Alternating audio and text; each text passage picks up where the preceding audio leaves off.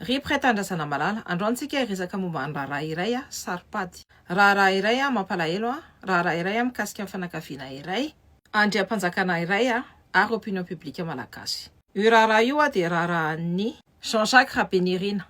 Dia anao fanazavana momba ny tranga na ny didina ny fahafatesany itsika. Tonga soa eto amin'ny Cynthia clarification. Ministra taloha, député, olona efa zatra raha, olona nahalala tsara ny fomba fiasan'ny fanjakana. Olona izay volana vitsy teo alohan'ny fahafatesany ny tanan-draikitra lehibe tamin'ny antemera-pirenena. Mbola maro loatra ny zavatra tsy mazava, mbola maro loatra koa ny fitantarana amin'ny fanipaka. Dia noho izany dia apetratsika tsotra ny fandehan-javatra androany. Zany hoe aujourd'hui posons les choses simplement. Iza marina moa i Jean-Jacques Rapinirina. Inona marina no nitranga tao amin'ny an'ny 25 au 26 septembre 2025. Fa manina no tsy mitovy ny fijoriana vavolombelona. Fa manina no misy atota-taratasy tena ilaina mbola tsy azon'ny fianakaviana hatramin'izao. Ary indrindra amin'ny raharaha lehibe tahak'izao manina mbola tsy manana fanazavana mazava ny vahoaka. Tsy manana fanazavana ofisialy mazava ny vahoaka. Tsy manana fanazavana complet koa. Toy ny mazatra manasana kosa hijanona hatramin'ny farany. Anao j'aime, anaparitaka an'ity vidéo ity, ary koa i-commenter. Tadiova mpatritsika signaler dia mila ery avy any aminareo ny page Cynthia. C'est parti. Alohan'ny resana ny zava-nitranga tamin'ny fahafatesany dia ndao aloha jerentsika hoe iza ilay olona. Qui était Jean-Jacques Rapinirina? Teraka tamin'ny 9 juin 1961 tao Tuléar i Jean-Jacques Rapinirina. Tsy olona tsy fantatra teo amin'ny fiainana politika malagasy izy olom-boafidy izy député an'ny Behotiky Atsimo. Izy tamin'ny 27 mai 2019. Tao amin'ny antemera-pirenena, tao amin'ny domaine de la culture, du patrimoine et de la promotion artistique. Tamin'izany fotoan'izany izy tao amivondrona IRD. Zany hoe isika rehetra miaraka amin'ny Andry Rajoelina. C'est ça les partis politiques.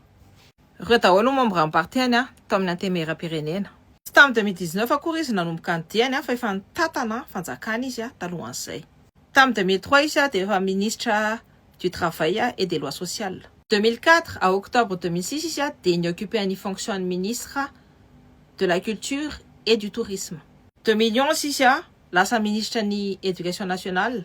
2018 izy verina amin'ny gouvernement izy dia lasa ministre de la culture, de la promotion de l'artisanat et de la sauvegarde du patrimoine. Dia tamin'ny 2019 à 2024 izy il a siégé comme député sous la bannière de l'IRD. 2024 izy anatin'ny fotoana mpanjakana tena hoe manokana, dans un moment particulier zany, lasa filompy-solon-toerana ny antemera-pirenena, lasa panina zany izy, président de l'Assemblée nationale. Dia ina ny dikan'izany rehetra zany? Diky zany fa tsy député tsotra fotsiny izy. Nanana ny lanjany ara-panjakana izy ary fatany ny fomba fiasa ny parlementa. Fatany ny fifandanjahan-kely eo amin'ny fitondrana, fatany ny mécanisme politika ao Madagasikara. Taorianan'izay izy dia niditra tao anatin'ny mouvement firaisan-kina. Dia araka ny olona ao akaiky azy dia nilaza zareo fa manana fifandraisana ary finamanana akaiky amin'ny siteny Randriasolony Aiko i Jean-Jacques Rapinirina. Voalaza mihitsy fa nanana andraikitra lehibe ao anatin'ny rafitra politika ny siteny izy. Izy no coordinateur national ny campagne présidentielle ny siteny. Dia noho izany dia misy fanontaniana voalohany ho apetrako. Rehefa lehilahy manana parcours toy izao, traikefa toy izao, tambazotra toy izao no maty ao anatin'ny toe-javatra manjavozavo, afaka manaiky fanazavana aingana toy izao fotsiny ventsika. Dia afaka miteny fotsiny ventsika hoe lozan'ny mpamoivozana io dia akatona ny raharaha, sa tokony ho jerentsika kosa ny antsipirian'ny tsirairay avy, ny fijoriana vavolombelona ary ny fifanoherana rehetra. Andeha aritsika hijery ny zava-nitranga tamin'ny 25 septembre 2025 iny. Araka ny lazain'ny fianakaviana sy ny olona maro akaiky azy dia namonjy fivoriana secret izy. Fivoriana ara-politika ny arahana tamin'ny siteny. Tsy olona manan-kery maro. Après an'io fivoriana io izy dia niarany sakafo niaraka tamin'ny siteny. Dia araka ny fijoriana vavolombelona dia nanao fivoriana momba ny fihetsiketsika le hetsika lehibe tamin'ny 25 septembre 2025 iny. Ny toetra ara-politika ao firenena ary ny zavatra hitranga après l'iny 25 septembre 2025 iny. Zava-lehibe io teboko io. Satria tsy tao anatin'ny toe-javatra mahazatra isika, tao anatina crise isika tamin'iny. Tao anatina tension isika. Firenena dia voetsiketsika tamin'ny manifestation. Fitondrana contesté ny équilibre politique voazongozona. Dia nanomboka mipoitra ny anaran'ny olona sasany des noms commence à émerger. Dia araka ny fijoren'ireo vavolombelona ireo dia voalaza fa mety hitana toerana ambony be i Jean-Jacques Rapinirina na posana PM na posana PAN na premier ministre zany na filohan'ny antemeram-pirenena. Crédible ve zany? Eny, eo amin'ny taratasy. Oui, sur le papier. Fa maninona satria ny parcours-ny dia afaka mitarika azy amin'izany. Efa ministre izy dia efa député koa izy. Efa nitatana vonjomaika ny Assemblée nationale izy, efa teo amin'ny posana PAN zany izy. Nananatrakefa, nanana profil, nanana ny légitimité politique ahafahany mitatana ny andraikitra lehibe toy izany.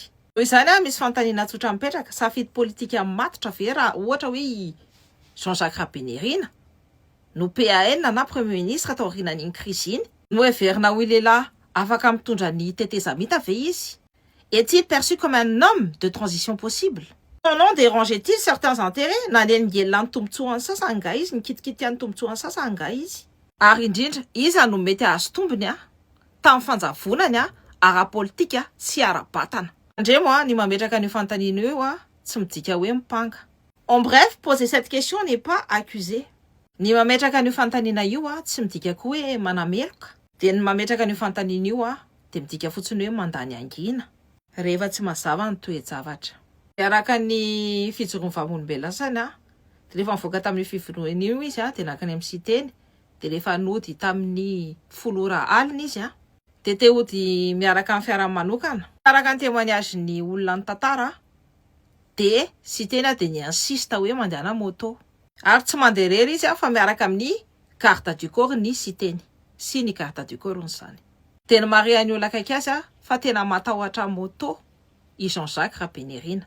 Ary eto indray no manomboka amin'ny fanontaniana. Fa maninona no novaina amin'ny fitanterany? Pourquoi avoir changé de transport? Fa maninona no tsy nody tamin'ny fiarahany manokana izy? Inona marina ny antony? Noho ny fiarovana azy ve? Noho ny sakana teny an-dalana ve? Ary raha tena fiarovana azy zany safidy zany dia maninona ny manjavojavo be ny tohiny? Ao amin'ny fitantarana nentin'ny olona akaiky azy dia olona maromaro no voatonona ao anatin'ny rafitra fiarovana. Dia vakitsika ny anaran'ny zareo satria lava loatra. Raha solona na Christian voalaza ho mpiambina ny siteny sady polisy no voalaza fa nitondra ny moto nitondra ny Jean-Jacques Rapinirina tamin'iny alina iny. Randriana Solo André voalaza ho mpiambina ny siteny koa sady jandary no voalaza fa nanaraka avy ao aoriana an'ilay moto. Dia i Randriana Solo Hérissoa Aubin voalaza fa mpiambina ny Jean-Jacques Rapinirina sady miaramila. Dia io garde du corps io tokony ho diaraka taminy tao aoriana ny fivoriana. Dia ny accident zany d'après ny témoignage dia nitranga tamin'ny 22h30 eo amin'ny voan'ny barrage ny Andoharano fotsy. Dia araka ny information rapportée dia tsy nisy constat natao zany teo amin'ilay fitrangan'ny loza. Ny unité locale en gendarmerie dia nazo ny information ny ampitsony iny ny 26 septembre 2025 zany. Dia mbola ny tompona andraikitra andry zareo no niteny an'io, ny hiérarchie zany no niteny fa zareo tsy au courant. Nisy appel direct ny azo anjareo tamin'ny alina iny. Dia indray dia maro ny fanontaniana fa maninona no tsisy constat avy hatrany? Fa maninona no tsy nampandrenesana ny vatana ny gendarme teo atoerana? Fa maninona no niandry ny apitso? Pourquoi avoir attendu le lendemain? Ao anatin'ny affaire mi-impliqué député, ancien ministre, ancien président par intérim ni Assemblée nationale là. Comment expliquer une absence de procédure claire dès les premières heures? Faut manomboka zany dia na ny procédure mazava raha tsisy. Rehefa olo-pirenena tsotra no iarahan'ny loza amin'ny mpifamoivoizana rehefa arahana accident zany dia tsy maintsy manao constat izy mbola mitady témoin koa izy manaraka procédure izy dia tsy maintsy misy enquête. Nefa olom-boafidy nasionala no resahana fa maninona manjavozavo ny zavatra rehetra. Eto vao maika mampiaya ty raharaha ty. Carte du corps laza hoe camion ray nandonany moto de nandositra. Zay ny version qui a circulé, zay ny version niely zany camion parage, choc violent de fuite du conducteur, mitsoka zany le mpitondra, le mpamily camion. Teo ateo de misy vavonimbelona manao version hafa mihitsy. De araka ny filazandrareo de tsy nisy fifandonana mahery vaika zany le camion sy le moto, fa fikasohana kely fotsiny. De lazandrareo fa i Jean-Jacques Rapinierina de teo amin'ny trottoir, de vao nahita ny carte du corps nilatsaka de niesaka nanampy an'le carte du corps. De araka ny version hita, tsy hita mihitsy ny hoe naratra mafy izy. Il ne serait pas apparu immédiatement comme une personne grièvement blessée. Satria za izy mbola afaka nitsangana, nandeha, namonjy an'le carte du corps. Ka iza no milaza marina. Nisy dona mafy tamin'ny tranga voalohany, sa fifikasohana kely fotsiny. Efa naratra mafy i Jean-Jacques tamin'izany fotoana zany. Son état s'est aggravé plus tard. De iza marina ny olona présent teo amin'ny toerana nitranga ny loza. Iza no nahita inona? Qui a vu quoi? Araka ny information, araka ny image de vidéosurveillance, de nanoto tsara hoe nisy camion nandao an'le toerana. Eny ary fa tsy amin'ny fanazavana zany. Io camion io ve responsable ny blessure rehetrarehetra teo amin'ny vatan'ny Jean-Jacques Rapinierina. Le camion ve ny tompon'andraikitra ny ratra rehetra? Mifanaraka amin'ny ratra nahafaty azy ve le dona? Nisy expertise ve natao tamin'ny trajet, tamin'ny vitesse de tamin'ny point d'impact? Fa eno daholo ve ny vavonimbelona rehetra? Efa confronté na ve les versions rehetra? De misy contradiction ndray, inona le origine ny blessure mortelle? De ny carte du corps de nilaza tamin'ny fianakaviana hoe nisy accident faharoa tao aorianan'le accident voalohany tamin'iny alina iny. Ary tamin'io tranga io no naratra mafy i Jean-Jacques Rapinierina. Fa araka ny filazan'ny vavonimbelona sasany nahita maso de tsy nisy accident faharoa. De ahoana ary no andraisantsika n'izany contradiction zany. Raha nisy loza faharoa taiza no nitranga oviana tamin'ny firora, tamin'ny fiara inona de iza no teo. Fa manina no mbola tsy misy version mazava ho amin'ny be sy ny maro momba an'io tranga faharoa io. De raha tsy nisy an'io loza faharoa io, de manina zany lazana tamin'ny fianakaviana. Io contradiction io mihitsiny no mamelona doute eo amintsika, mampitombo ny amin'ny vahoaka sy ny fianakaviana. Rehefa mikasika ny fahafatesan'ny député iray ny Ayay, tsy azo balayena d'un revers de main. Tao aorianan'iny événement iny de noentina tany amin'ny HGRA, i Jean-Jacques noentina tany amin'ny hôpital zany izy. De araka ny vaovao tanteriny fianakaviana de voalaza fa tarany nitsaboana anazy noho ny olona narabola tamin'ny fandraisana tanana azy. Eto indray tena manafitohina ny fanontaniana. Ahoana ny ancien ministre sy député en exercice tonga dans un état grave sans que sa prise en charge soit immédiatement sécurisée. Iza no ny accompagné azy, iza no niaraka taminy. Tamin'ny firora maraina no nampahafantarana ny fianakaviana. Fa manina ny fianakaviana no milaza fa tsy nampandrenesina avy hatrany. Laza koa ny fianakaviana fa isy teny izay nipresentena fa namana akaiky de tsy namangy azy tany amin'ny hôpitaly ary tsy nandray ny fianakaviany. Fa maninona? Iny fantaniana mavesatra fa tsy maintsy anontaniana. Nandritry ny tranga iny de le carte du corps ny siteny de en contact direct foana, en contact permanent amin'ny siteny. Fa maninona siteny no tsy nampandre any fianakaviana. Fa maninona izy ny tsy nakany amin'ny hôpitaly nefa namany tena hoe akaiky zany i Jean-Jacques Rapinierina. De maninona ny tsy naka devant izy tao anatin'io affaire io tamin'ny proche, ny allié sy ny compagnon politique. Mazava ho azy ny laviny siteny Randrianasoloniaiko reo accusation reo. Milaza izy fa tsy misy fototra zany ary tokony avela hiasa ny fitsarana. Eny ary fa indrindra raha tiantsika hiasa ny fitsarana de tsy maintsy apetraka avokoa ny fanontaniana. Tsy maintsy enona avokoa ny olona rehetra teo atoerana, ny témoin rehetra zany. De tsy maintsy communiquena avokoa document rehetrarehetra, ny élément rehetrarehetra. Tsy maintsy confrontena daholo ny version rehetra. Tsy ny fihetsepo ny tokony hanapaka, tsy ny politika koa ny tokony hanapaka, ny marina ny tokony hanapaka. De araka ny filazan'ny fianakaviana de ny ampitsin'iny zay ny zareo vao nahita ny nahazo an'ny Jean-Jacques. Tamin'ny alalan'ny information, fianakaviana sasany moa hoe natsony siteny hono tamin'ny enina maraina. Ary ny laza siteny hoe efa stable ny etahany. De araka ny lazan'ny fianakaviana koa hoe Jean-Jacques tsy tian'ny hôpitaly HGRA dia niesaka zany ny fianakaviana amindra ny Jean-Jacques amin'ny hôpitaly hafa fa efa tara loatra. Nodimandry tamin'ny 26 septembre 2025 i Jean-Jacques Rapinirina tamin'ny ray ora atoandro. Tamin'ny fandevenana azy dia politika maro no tonga teo, figure politika maro zany. Marc Ravalomanana, ancien président, Rive Rakotovao, ancien président du Sénat ary ancien président par intérim, Christine Razanamaso, ancienne présidente de l'Assemblée nationale.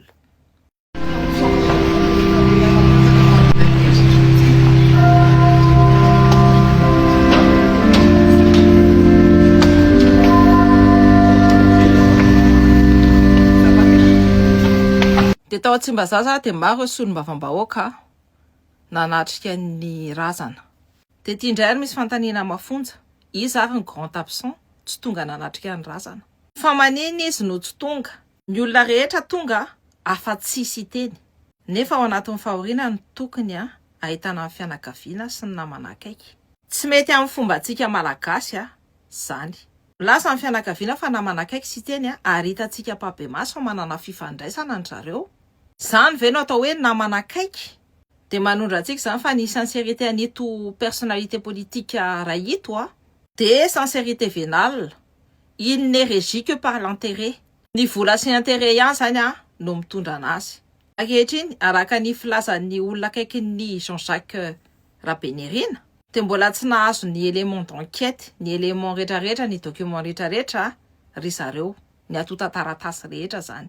Ny rapport d'autopsie, ny rapport médical, ny rapport en gendarme, ny constat ny accident. Ary eto mila mazava tsara isika. Amin'ny raharaha goavana be toy izao dia tsy zava-madinika reo atota taratasy reo. Provitra raha fototra reo. Voalaza fa nisy fitsarana voalohany tamin'ny 16 avril. Fa niakatra fampanoavana androany ihany koa raha nahafatany solombavam-bahoaka ny Abedoky Jean-Jacques Rapinirina enim-bolana mahery taoriany nahafatesany no niloza mpifamoivoizana.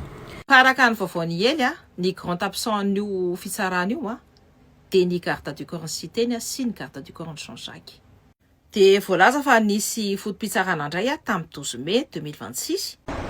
Fa tsy mbola nipoitra hatramin'ny androany ireo mpiamina akaiky ny solombavam-bahoaka Jean-Jacques Rapinirina izay niaraka tamin'ny nandritran'ny fotoana nahafaty azy araka ny tatitry ny fianakaviana sy mpiara-miasa akaiky tamin'ity solombavam-bahoaka ity. Dia tamin'ny 12 mai iny koa dia mbola tsy tonga teo ihany koa le mpiambina. Fa maninona le olona ny accompagner Jean-Jacques no tsy tonga foana.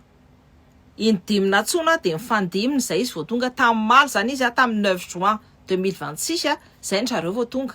Ary nanao témoignage avec difficulté. Raha olona madio ny zareo fa maninona zareo tsy nety nanao témoignage tamin'ny 4 convocation nanantsona ny zareo. Maninona zareo tsy nety tonga. Inona no afen'ny zareo? Ho an'ny tombontsoa an'iza. Asa dino fa maramila ireo. Dia maninona ny sarotra amin'ny zareo no namany an'ilay fanatsoana. Dia maninona no nangina ela be fandimmy convocation vao miteny. Fa naninona no nangina ela be. Satria amin'ny tena izy dia izay ny anaitra ny olona maro. Tsy hoe ny fahafatesana fotsiny fa ny aizina tao aorianan'ny fahafatesana. Tsy ny accident fotsiny fa ny confusion autour de l'accident. Mahatsapitsika fa miadana loatra, sarotra loatra, ary mangina loatra ny fandehanan'ny famarinana. Ry pretandrazana malala amin'ity raharaha ity dia tsy maintsy mitandrina isika. Tsy eto isika anameloka onona tsisy porofo. Tsy eto isika isolo toerana amin'ny fanadiadiana ataon'ny fitsarana. Fa manana zo ametraka fanontaniana isika. Ary efa ancien ministre, député de la République, président par intérim ny Assemblée nationale, no maty anatina circonstance confuse, anatina toe-javatra manjavozavo, dia tsy fahatsoana ny mametraka fanontaniana. Dia amin'ity raharaha Jean-Jacques Rapinirina ity iza no manana tombontsoa raha levina ny marina. Dia avelako eritreritra nareo. Ty vidéo ty dia nataoko mémoire ny Jean-Jacques Rapinirina. Mandre am-piadanana ianao.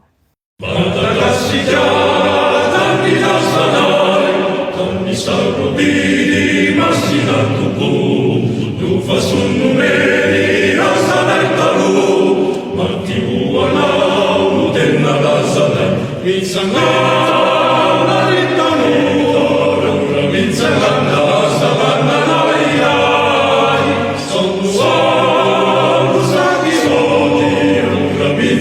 Sai tu